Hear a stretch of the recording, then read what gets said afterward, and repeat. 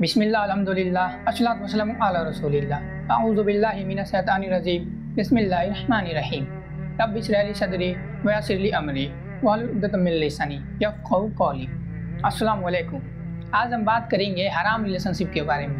जो एक लड़का एक लड़की कहते हैं खुद को कि हम दोस्त हैं, या फिर कहते हैं कि बॉयफ्रेंड गर्लफ्रेंड है, तो वो है क्या आखिर?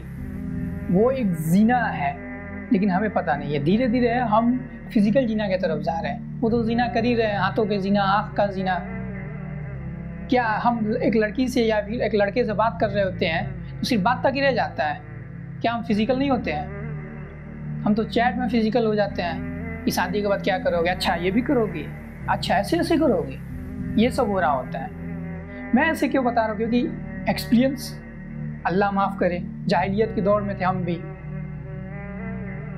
ये सब हमें इन सब चीज़ों से दूर रहना है। अल्लाह ताला ने कहा है कि हराम चीज़ों के करीब भी ना पहुँचो, जिना के करीब भी ना भटको। अल्लाह ने ऐसे ही नहीं कहा है, इसलिए कहा है क्योंकि उसमें हम नाकाम हो जाएंगे। नाकाम क्यों होंगे? ना दुनिया में हमें कामयाबी मिलेगी और ना ही आखिरत में। दुनिया में तो हम बॉडी से कमज़ोर होंगे, नूर हमारे चेहरे से चला जाएगा, और आखिरत में जहन्नम है। हम अगर हराम चीज़ों से अगर दूर नहीं होते हैं तो फिर हमें कोई नहीं बचा सकता है, दुनिया में भी और आखिरत में भी। हम 5 वक्त की नमाज़ छोड़ के एक लड़की से बात कर रहे होते हैं या फिर एक लड़के से बात कर रहे होते हैं, we are just a friend कह रहे होते हैं, अरे गर्लफ्रेंड बॉयफ्रेंड है, कुछ ऐसे बात नहीं होता है। लेकिन धीरे धीरे आप फिजिकल की तरफ जा रहे होते हैं, फिजिकल जीना करते हैं आप। अल्लाह ताला ने खुद कह दिया जीना की तरफ भटको भी मत। तो हम क्यों जाएं? हम किसी लड़की और लड़के से बात करें बिना वजह।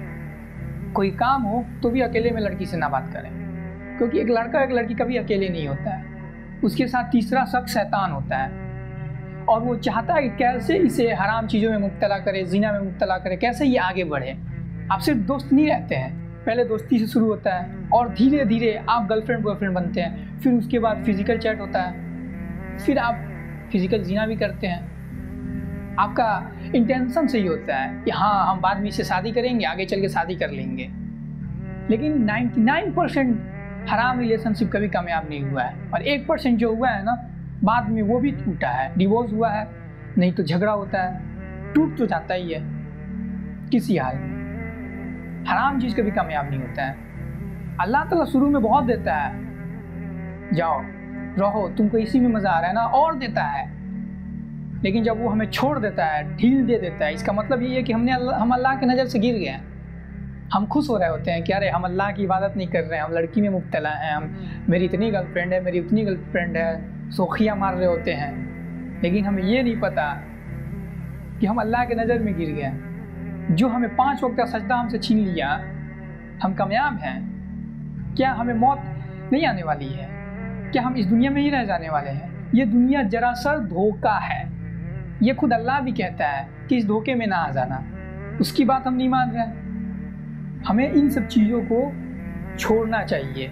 हमें किसी लड़की या किसी लड़का के करीब भी नहीं जाना चाहिए। हाँ, अगर आप किसी को पसंद करते हैं तो घर वालों से रिश्ता भेजें, मर्द बने, रिश्ता भेजें, उसको शादी करें, उससे निकाह करें। रुखसती नहीं करा सकते तो निकाह करें, मर्द बने। अगर नहीं कर सकते हैं तो उसे करीब भी ना भटकें। और लड़कियों, आपको बता दूं, आप सिर्फ कहती है ना कि ये जस्ट अ फ्रेंड। अगर आपको पता चल जाए ना कि एक लड़के के मन में क्या थिंकिंग है, क्या वो सोच रहा है मेरे बारे में, तो आपकी रूह कांप जाए, आप उसके करीब भी ना जाओ। ये सब छोड़ना कोई मुश्किल नहीं है, हम आराम से छोड़ सकते हैं। सीधे मैसेज करें, आज मैसेज कर ही दें। मैंने भी किया था, मैंने भी सीधे मैसेज किया कि मैं आज से बात नहीं करूँगा। मन तो बहुत कर रहा था बात करने को, लेकिन मैंने सीधे मैसेज किया, मैं आज से बात नहीं करूँगा, मैं सुधर गया हूँ। तो आप क्यों नहीं कर सकते हैं? मैंने तो ऐसे ऐसे लोगों को देखा है जो हराम चीज़ें छोड़ दिए और आज अल्लाह ने उसे इतना ऊंचा मकाम दे दिया। अगर हम अल्लाह के लिए किसी चीज़ को छोड़ते हैं, अल्लाह के राज़ी करने के लिए, तो अल्लाह जब हमसे राज़ी होता है ना, तो हमें यहीं पे नहीं छोड़ता है, ऊंचे मकामात पे हमें बैठा देता है। यह सब कोई मुश्किल नहीं है छोड़ना। मैसेज करे कि हाँ हम आज से बात नहीं करेंगे, और अगर सामने से मैसेज आता है कि बड़े दीनदार बन रहे हो, एक लड़का एक लड़की का, दोनों में से किसी का अगर मैसेज आए और कहें कि किसी का दिल तोड़ना भी तो ख़राब है, तो सीधे कहें कि अल्लाह के लिए, अल्लाह की रज़ा के लिए अगर किसी का दिल तोड़ा जाए तो जायज़ है, कोई गुनाह नहीं है अल्लाह के लिए किसी का दिल तोड़ना।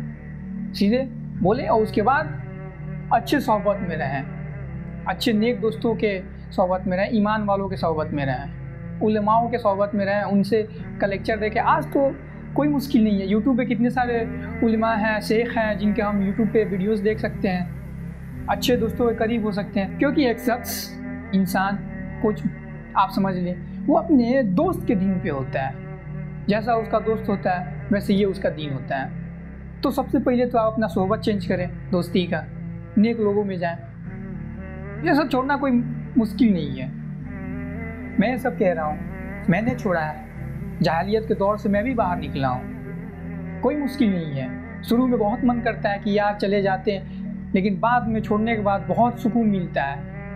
मैं शान से, मैं फ़ख्र से कहता हूँ कि आज मैं सुकून का नींद सोता हूँ। सबसे पहले तो आप हराम रिलेशनशिप में रहते हैं तो आपको सुकून नहीं आता है, चैन, नींद सब गायब हो जाती है। आपको हदीस भी सुना देते हैं कैसे हराम है। नबी पाक सल्लल्लाहु अलैहि वसल्लम कहीं जा रहे थे, ऊँटनी या ऊँट पे बैठे हुए थे और उसी से सफ़र कर रहे थे, और उनके पीछे एक सहाबा थे जो नौजवान ही थे। तो एक औरत कह लें या फिर कोई लड़की नबी पाक सल्लल्लाहु अलैहि वसल्लम से कोई मसला पूछने के लिए आई। तो सहाबा जो पीछे बैठे हुए थे वो उनको देखे जा रहे थे। तो नबी पाक सल्लल्लाहु अलैहि वसल्लम ऐसे पकड़ के ऐसे सीधा किया। बाद में बताया भी कि ये देखना भी आंखों का जीना है। अगर गलत इंटेंशन से देखते हैं तो आंखों का जीना है, गलत इंटेंशन से आँख से कुछ कर रहे हैं कोई हराम तो उसका जीना है। हर चीज़ का जीना है, आँख, ज़बान, नाक, कान, सबका जीना है। आपको क्या लगता है कि जीना नहीं कर रहे हैं हम? आप जो बात कर रहे हैं ना उसका भी जीना है, हाथों का जीना कह ले या फिर ज़बान का, आँख का, इसमें तो सबका हो रहा है काम। क्या हमें नहीं मरना है? आग हमें समझ में नहीं आता कि कितना खौलनाक होगा, यहाँ का आग हमसे बर्दाश्त नहीं होता, वो तो 70 गुना, वही सिर्फ मिसाल के लिए है कि 70 गुना। आपको क्या लगता है? अल्लाह ने कहा है कि मैं आग को बनाया हूँ, मैं जहन्नम बनाया हूँ, जो दुनिया को इतना ज़बरदस्त, इतना शानदार बना सकता है, जन्नत को इतना शानदार बना सकता है, जहन्नम ऐसे ये छोड़ दिया होगा? उसने जब कह दिया ना कि जहन्नम मैंने बनाया और उसमें मैं भर दूंगा लोगों से, इंसानों से, सोचिए कैसे हम बचें इससे। ये सब चीज़ों से हमें दूर रहना है। आज के इस फितने के दौर में अगर हम ये सब छोड़ देते हैं, इन सब चीज़ों से अगर हम बच जाते हैं तो इंशाअल्लाह जन्नत हमारे नसीब में होगा। और ये कौसर पे नबी साहब के हाथ से पानी पीने की तौफीक मिल जाएगी। अगर हम ये सब नहीं छोड़ते हैं, 5 वक्त का नमाज नहीं पढ़ते हैं, जो फ़र्ज़ है इस्लाम में वो हम नहीं करते हैं, तो फिर हमें कोई हक़ नहीं है जन्नत का। और नबी साहब हमें देखते हटा देंगे, या फरिश्ते बताएंगे कि ये आपको उम्मती है लेकिन आपका कोई हुक्म नहीं माना, तो नबी साहब कहेंगे दूर हटाओ मेरी नज़रों से इसे। और वो तो इंडिकेट है जन्नत और जहन्नम का।